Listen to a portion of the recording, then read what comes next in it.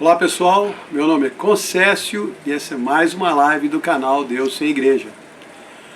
Algumas pessoas deixam de lado seus sonhos, suas metas e planos futuros só porque parecem difíceis demais. Não acreditam que podem alcançá-los, então decidem abrir mão deles, aceitam a derrota com a maior facilidade. Eu vejo isso nessa nova geração. Eles têm pouca ou nenhuma vontade de lutar por quase qualquer coisa que seja. Na grande maioria, parecem pessoas levadas pelo que o sistema escolhe e vai definindo para suas vidas. Poucos são os que questionam e menos ainda os que se levantam por qualquer ideal. Não estou falando de ideais revolucionários, movimentos de renovação, porque até esses mesmos, hoje em dia, já foram definidos e moldados pelo próprio sistema. São totalmente manipulados para atender os próprios interesses. Estou falando de metas de vida, conquistas, aspirações, desejos, realizações. Eu converso com muitos adolescentes e crianças de diversas idades e níveis sociais e são muito poucos os que realmente têm alguma noção ou desejo de realizar algo. Em qualquer campo que seja, o interesse geral são pelos likes nas postagens, vídeos de meme e quantidade de seguidores nas redes sociais. É como se eles vivessem num constante parque de diversões, sem compromisso, sem responsabilidade e principalmente sem consequências futuras. E isso é muito complicado de ver, porque as consequências do que quer que seja são inevitáveis. Se nada for realizado, há uma consequência. Se o errado é o que predomina, então há outra consequência. O que vai vir em breve está sendo definido pelo que é semeado hoje nas mentes e nos corações desses homens e mulheres do amanhã. Eu tenho até medo de pensar no médico que eu vou ter que consultar daqui a uns 10 ou 20 anos, e isso sem falar nos engenheiros que vão fazer os cálculos dos novos prédios de apartamentos. Se a pessoa não tem uma meta real na vida, ela não alcança nada. Se ela não tem foco, ela não tem realizações. Se não fizer esforço nenhum, não vai conquistar nada. Se não travar nenhuma batalha, não vai alcançar nenhuma vitória. Como disse o grande jogador de hóquei Wayne Gretzky, você erra 100% das jogadas que não faz. Então, o que dizer de uma geração que não quer se esforçar para fazer nada? O que é que eles vão conquistar? E pior ainda, eles já aprenderam a reclamar quando não conseguem. Querem vencer, mas não querem lutar. Não se esforçam e por isso não conseguem. Aí reclamam da injustiça da vida. Querem ter o direito de vencer sem lutar. E essa realidade não existe, é uma mentira. A vida real é lutar para vencer. Cair, levantar, continuar lutando. Ninguém tem que te agradar, nem que te ajudar a vencer suas batalhas. A luta da sua vida é sua e é você que tem que dar conta dela. Se você desistir da luta, a responsabilidade é unicamente sua. E nem adianta tentar culpar os outros. Tem uma história muito interessante que eu quero contar sobre esse tema. Havia uma jovem que fazia aulas de balé desde criança. Ela queria muito ser uma bailarina profissional. Treinou muito por muitos anos e queria ter certeza que estava pronta e que tinha o que era necessário para ser uma grande bailarina. Então, quando a companhia de balé foi até a sua cidade, ela foi ao teatro, foi atrás do palco para conversar com o chefe da companhia. Ela disse: "Eu quero ser uma grande bailarina, mas não sei se tenho talento." Então o chefe da companhia respondeu: "Dance para mim." Mas depois de 1 minuto ou 2, ele balançou a cabeça e disse: Não, você não tem talento, não tem o que é preciso." Essa jovem voltou para casa arrasada, de coração quebrado. Jogou as roupas de balé no armário e nunca mais usou.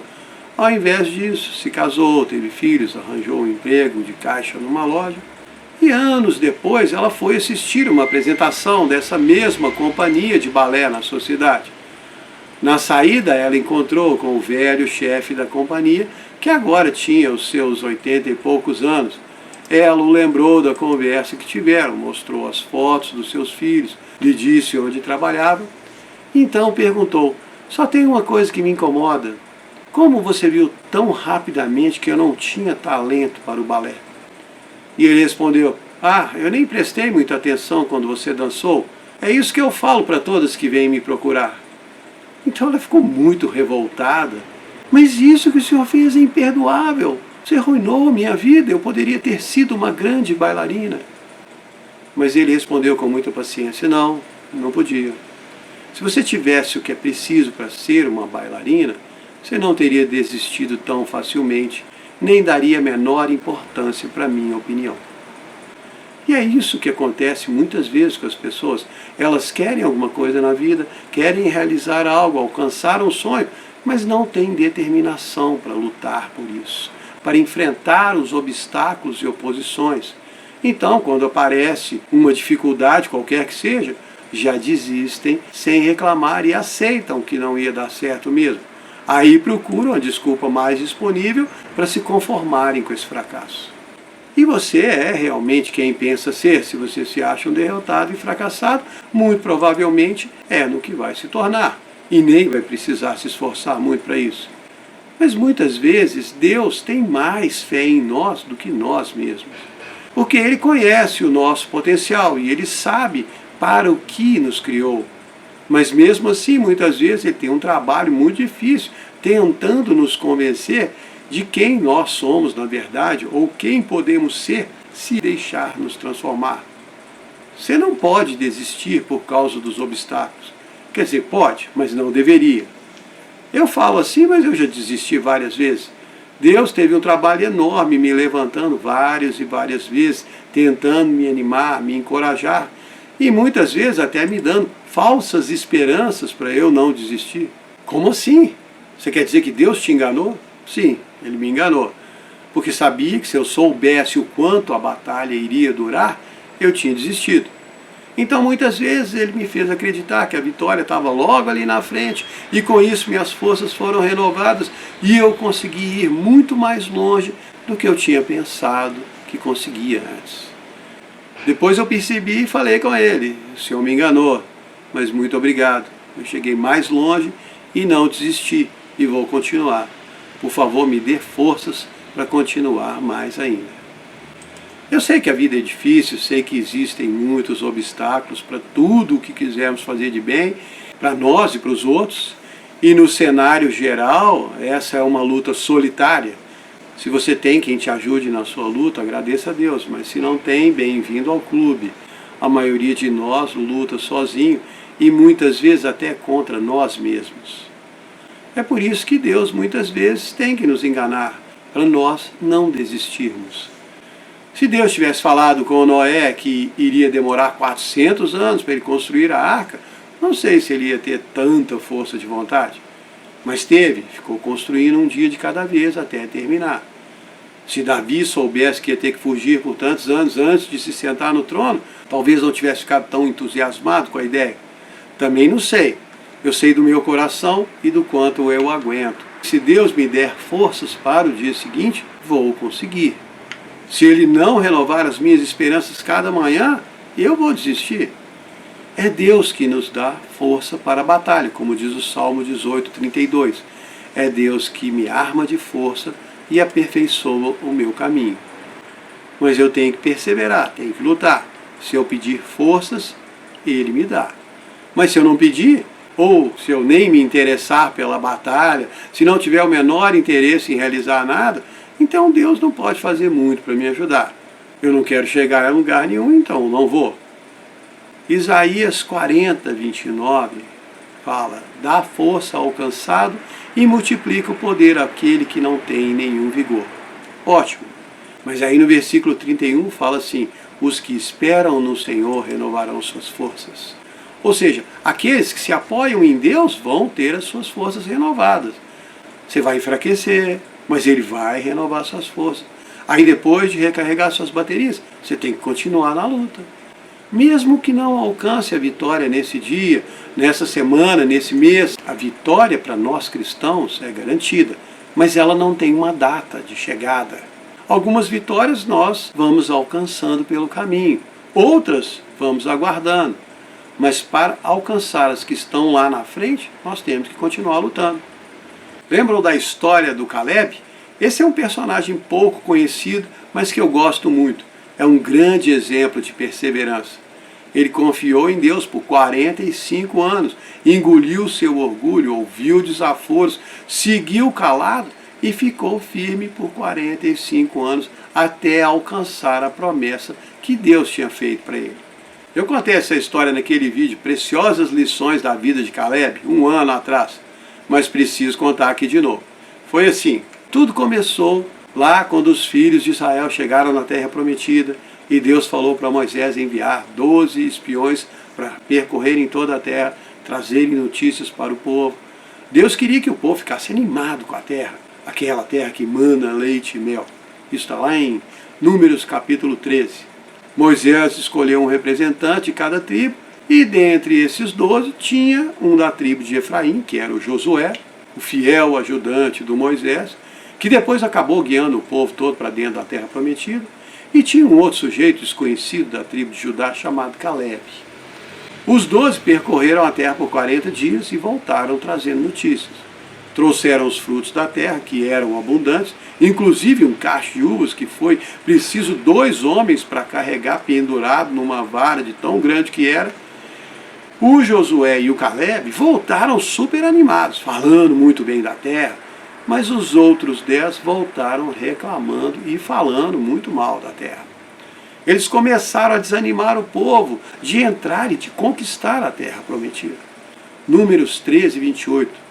Mas o povo que habita nessa terra é poderoso, as suas cidades são fortificadas e são muito grandes, e nós também vimos ali os filhos dos gigantes. Aí o povo começou a ficar com medo.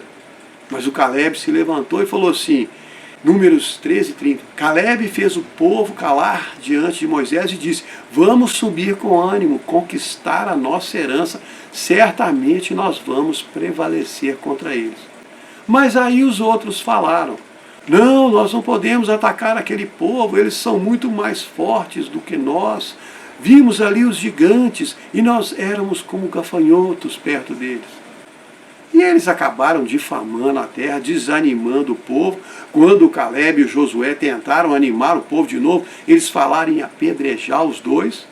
E já começaram a falar em eleger um capitão para levar eles de volta para o Egito. Olha que confusão! De repente o povo esqueceu tudo que Deus tinha feito por eles e começou a reclamar, porque encontraram obstáculos para conquistar a terra prometida.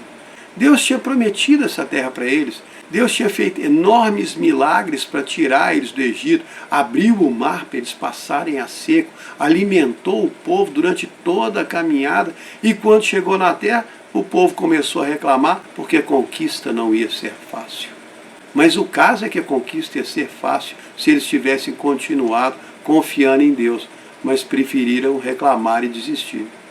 Aí Deus ficou com muita raiva, claro, queria destruir o povo todo, mas Moisés interviu, pediu perdão pelo povo, Deus perdoou, mas falou assim, Números 14, 20 a 23, conforme a sua palavra eu perdoei, mas tão certo como eu vivo, que nenhum dos homens que viram os meus milagres no Egito e no deserto e não me obedeceram, nenhum deles vai ver a terra que prometi com juramento aos seus pais. Nenhum dos que me desprezou vai vê-la. Nesse deserto vai cair o cadáver de cada um deles, de 20 anos para cima, que murmuraram contra mim. Quer dizer, Deus fez o povo caminhar por 40 anos pelo deserto até toda a geração mais velha que reclamou dele morrer no deserto. Aí Deus usou Josué para levar a nova geração para dentro da terra prometida. Só que quando Deus amaldiçoou o povo que reclamou da terra, ele disse, lá em Números 14, 24, o meu servo Caleb eu levarei para a terra que ele espiou. Ele e a sua descendência vão possuir essa terra, porque nele houve um espírito diferente e ele perseverou em me seguir. Todo o povo mais velho, rabugento e reclamão morreu caminhando no deserto.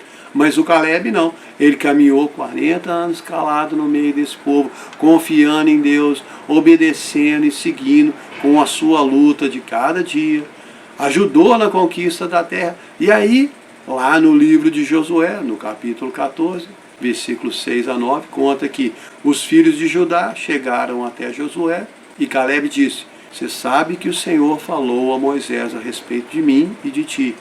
Eu tinha 40 anos quando Moisés me mandou espiar a terra. E eu trouxe a resposta, como sentia no meu coração. Os meus irmãos que subiram comigo desanimaram o povo, mas eu perseverei em seguir o Senhor.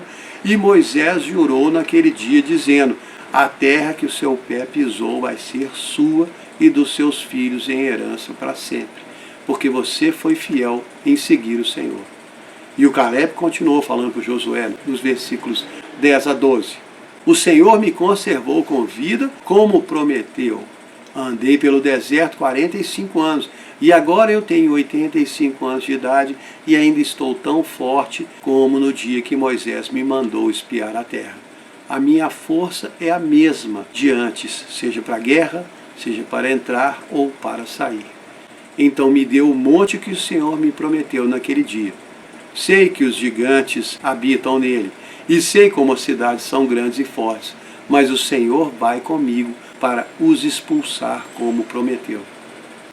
Quer dizer, o cara foi fiel, ficou firme, permaneceu calado, perseverou no dia a dia, no meio daquele povão que só reclamava, mal agradecido, infiel, mas ele foi fiel.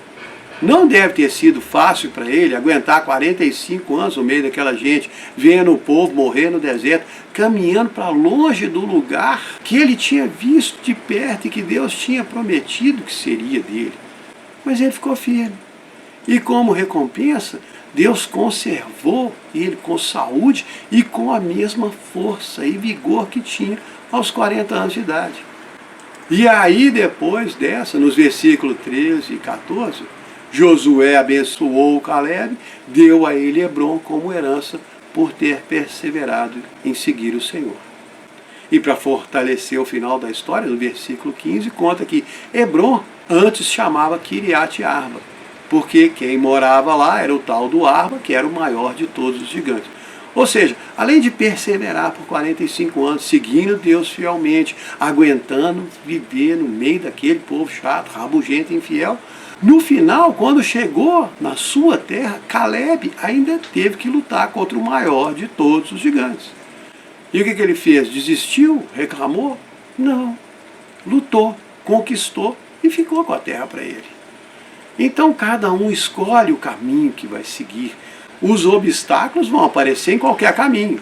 Você só não vai encontrar obstáculos se não caminhar. Se não andar para frente, também não vai chegar em lugar nenhum e não vai realizar nada. Por causa dessa enorme facilidade de acesso à informação, a nova geração hoje perdeu aquela vontade de estudar para aprender. Hoje você só precisa saber onde procurar. Está tudo disponível na mídia. Mas tem uma coisa que a mídia, a ciência e todo o conhecimento disponível do mundo não vão poder ensinar, que é a experiência. E a experiência vem de experimentar, de tentar, errar, tentar de novo, errar de novo, continuar tentando até acertar, ficar buscando novas fórmulas para fazer dar certo o que não está dando certo, perseverando, lutando cada dia. Mas as mentes conformadas não arriscam experimentar, ficam esperando que os lutadores experimentem e depois compartilhem as suas descobertas. Mas aí essas mentes conformadas só ganham o resultado final, continuam perdendo a experiência e tudo que vem dela. Porque muitas vezes o erro ensina mais que o acerto. Saber o que você fez de errado te ajuda a não errar de novo. Mas se você só sabe como fazer o certo, se errar não sabe mais o que fazer. E como não aprendeu a enfrentar as dificuldades, não sabe para onde ir e desiste. Não desista. Não se assuste com os obstáculos. Persevere, aguente firme, confie. Deus tem recompensas maravilhosas para aqueles que confiam nele. Mesmo que você seja forçado a caminhar para longe do lugar que ele prometeu para você. Continue confiando, continue sendo fiel, e ele vai trazer você de volta, vai renovar suas forças e vai dar a vitória que prometeu. Hebreus 10, 23. Fiel é aquele que fez a promessa. Espero que vocês tenham gostado. Muito obrigado.